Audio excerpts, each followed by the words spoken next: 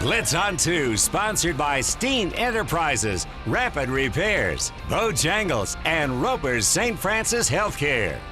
Oh, yeah. Hey, everybody, let's do this. It's the Blitz on 2. You know what time it is. Welcome to the show. I'm Mark Morgan. Got to check the time, right? In addition to high school football now, Clemson faced Syracuse, Dan, on Friday night. And I'm Dan Fanning. We'll have more on that Tigers later in the show. We are taking you around the Low Country and bringing you the best high school football action as only we can. And we begin, as always, with our game of the week. De facto region title between Oceanside and Hanahan, Class 3A, Region 8. First quarter, first drive for Oceanside, Colby Shiree. Nothing shy about it. Option read keeps it and strolls in from the 5-7-0 Land Sharks. Less than 5 minutes later, Shiree keeps it again. This time he scoots in from 17, tight ropes the sidelines, 14-0 OCA. Second quarter, Shiree play action to Cole Stricker, right on the money, 21-0. Cole's dad in front of me in the stands, imploring the coaches to air it out some more. Landshark D stifles the Hanahan ground game in the first half, and Hanahan wins our Week 8 game of the week. Final score from the Hawks' Nest. Oceanside, they win 42-7. You know, as coaches, we got to get us, all right, where can we improve? Where can we improve? Because we knew that team right there, Coach Craig, they're not going to stop. They're not going to stop. They're going to keep fighting. They're going to keep running hard. So, we can't think that, we got anything in the bag. As we were building up to this game is, our coaches told us that this game is going to be the most physical game we're going to play all year, and it was. But, we came in, we practiced well. It was the hardest week of practice we've ever done, and I think that correlated to the game. From 2 prior region undefeateds to 2 more. That's right. Cane Bay hosting the Goose Creek Gators. Cobras coming in with a gaudy 6-1 record. Let's go to Cane Bay. Cobras trying to strike the Goose Creek Gators.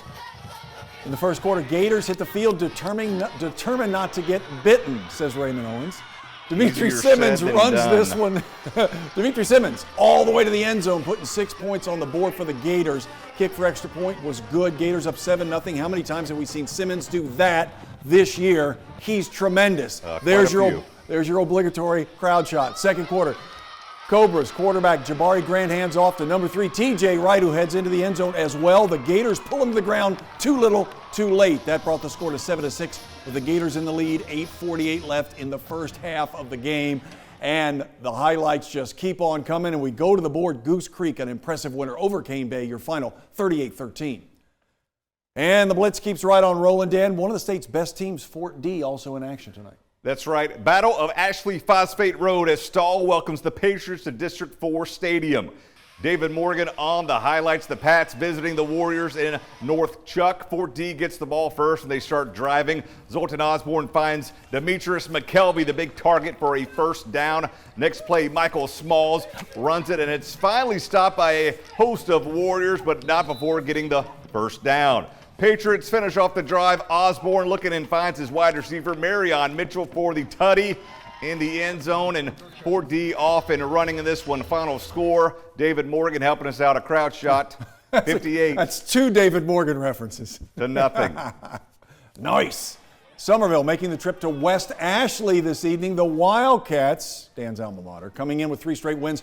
Wildcats come up with the early turnover. Sakara Smalls with the pick right here. Nicely done. And West Ashley takes advantage. Christopher Doloff wastes no time. Where is Zaquan Smith? There he is. Smith does the rest, finding his way into the end zone. 7-0 West Ashley, just like that.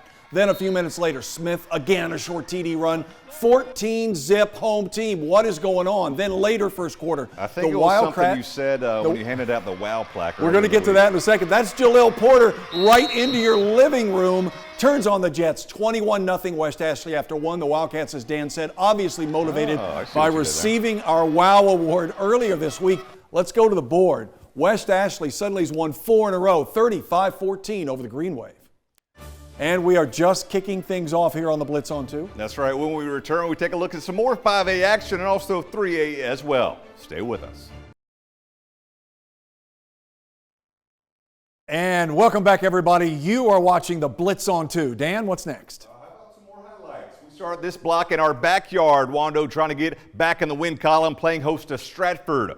Warriors with it early here. Devin Yard, another crowd shot from Mr. Riley Benson, the real Riley Benson. Devin Yard Decent gain across the middle to Gabe Major. Major key alert, then yard scrambling. He gains a few more yards before he's knocked hard out of bounds. That drive would stall. Oh, my word. Yep. Stratford with the ball now. Friend of the program, Jalen Berry finds Brendan Carter. Mr. Carter. Okay, I don't know what that is. Wheezy F baby. A nice gain of 15. Yeah, I still don't know what that is. Down inside the 10-yard line. That sets up Stratford going for the field goal, and Matthew Haas drills the 20-yarder. 17-9 Knights. Knights trying to move the chains, yet again. Berry in trouble in the pocket, and he is swallowed up for the QB sack.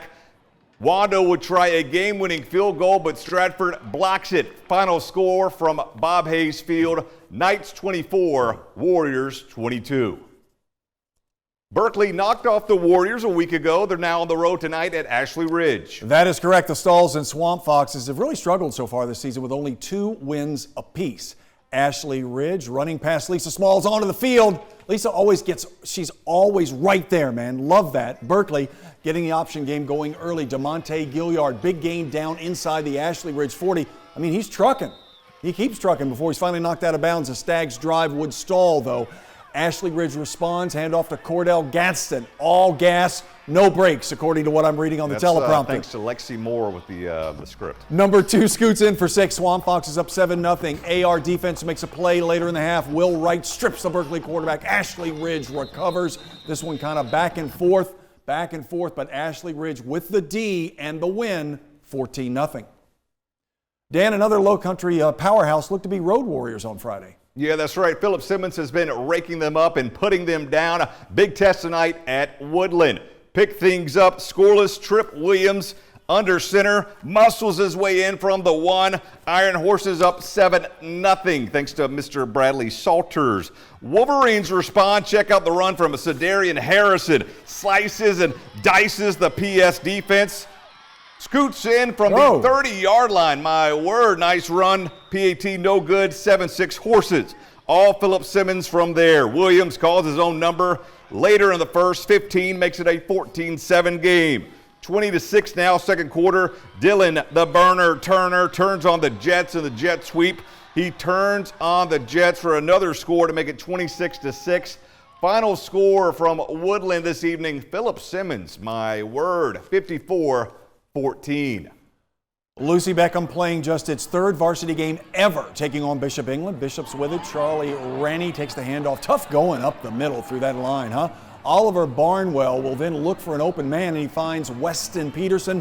Where is Weston? I'm looking, and there he is for a short gain around the right side. And we wanted to show you a referee. There he is. Just wanted to show that. Linger on that for a second. Back to the action. Bengals with it. Robert Myers, a short gain.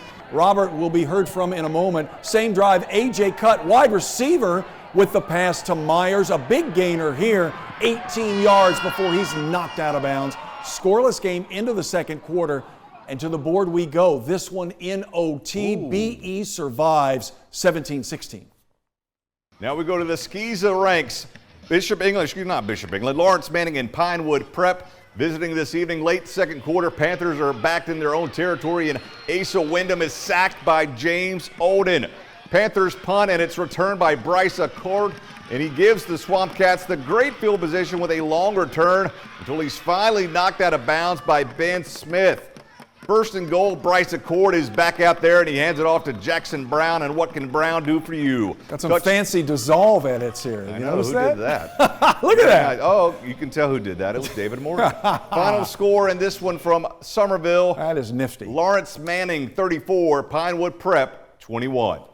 And some quick final scores for you. Porter Gout over Cardinal Newman, 28-14. And James Island beat Colleton County, 28-3.